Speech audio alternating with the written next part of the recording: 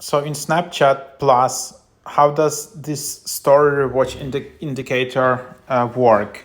So when you just subscribe to Snapchat Premium, you will see this eyes emoji under stories that one or more friends have rewatched, as long as the story has more than one view.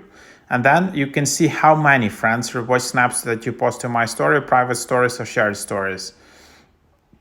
So then just go to your story and swipe up, and yeah, then you should be able to see the number of eyes emoji, and that's basically how many friends have rewatched your story. And this is not the total number of times it's been rewatched, it's just how many friends watched your story. But you can't see exactly who rewatched your story. You will just see, just the number of friends, but that's it. You won't be able to see Snapchat profiles who's seen your story. So that's what it is. So that's how it works. Here you can just enable story rewatch count in Snapchat Plus menu, as you can see.